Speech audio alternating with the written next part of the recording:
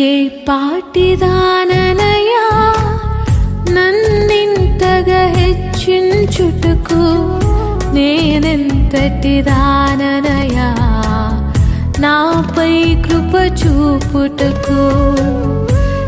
ఏ పాటిదాననయా నన్నింతగా హెచ్చించుటకు, నేనెంతటి దాననయా నాపై కృప చూపుటకు.